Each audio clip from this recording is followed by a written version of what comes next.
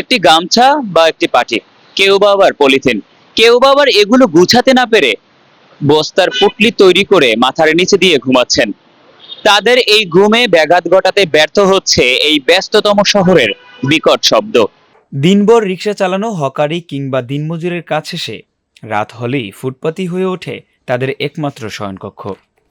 কারো মাথার নিচে একটি ব্যাগ, কারো শরীরে একটি পাতলা চাদর। বৃষ্টি, শীত কিংবা তীব্র গরম, সবকিছুর সঙ্গে লড়াই করেই চলছে তাদের দৈনন্দিন জীবন। অনেকেই মশার কামড় থেকে বাঁচতে গামছা বা প্লাস্টিকের বস্তা দিয়ে শরীর এমনভাবে পেঁচিয়েছেন, দেখে মানুষ নয়, কাপড়ের পুটলি মনে হয়। রাজধানীর ফুটওভার ব্রিজ, ফুটপাত, কমলাপুর, গাবতলী, সদরঘাট, ফার্মগেট ও বিভিন্ন গুরুত্বপূর্ণ এলাকায় দেখা যায় অসংখ্য নারী, পুরুষ ও শিশুকে খোলা আকাশের নিচে রাত কাটাতে। আজকে অনেক দিন ধরে আমি রাস্তাঘাটে থাকি।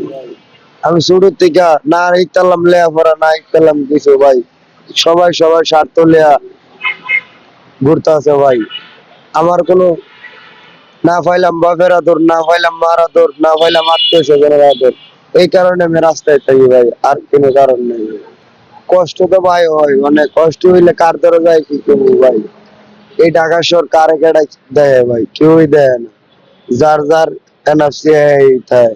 কেউ বা আবার ফুটপাতের পাশেই রেলিংয়ের সঙ্গে মশারি টাঙিয়ে নিয়েছেন, কিন্তু মশারি বা চাদর পাওয়া এমন সৌভাগ্যবানদের সংখ্যা খুবই কম। বেশিরভাগ মানুষেরই পরনের পোশাক ছাড়া আর কিছুই নেই। রাত শেষ হয়ে সকাল হলে যেখানে চা ছাড়া দিন শুরু হয় না আমাদের, সেখানে সকাল মানেই তাদের ক্ষুধার বাস্তবতা। এ কারণে প্রতিদিন সকালে কাজের সন্ধানে বের হতে হয় ওদের। কোনো সাপ্তাহিক ছুটি নেই। দিনভর কাজ শেষে ক্লান্ত শরীর বিশ্রাম চায়, ঘুমে জড়িয়ে আসে চোখ। কিন্তু ঘর না থাকায় অনিরাপদ রাস্তা, ফুটপাত, ফুটওভার ব্রিজে কাটে প্রতিটি রাত। তাদের দাবি সরকার যেন তাদের জন্য স্থায়ী বাসস্থান তৈরি করে দেয়। সরকারের হেল্প করা দরকার, হেল্প করা দরকার। তো তা করে একটা পরিস্থিতিতে মানুষ বাবা রাগ করে না। একটা লোকের কাছে হাজার হাজার কোটি টাকার মালিক, 1 কোটি করে টাকা দিলে তো ওরা করে খাইতে পারে না। তো চোররা প্লেয়ার পাহাড় বানা, লাস্টে ঢাকা শহরের ব্যাংকের ট্রেন আছে, বিশ্ব ব্যাংকের ট্রেন হচ্ছে। এসব মানুষের বেশিরভাগই গৃহহীন, ছিন্নমূল। তাদের কেউ টোকাই, কেউ বা ভিক্ষুক। এছাড়াও মাদকাসক্ত ও মানসিক ভারসাম্যহীন অনেককেও চোখে পড়ে।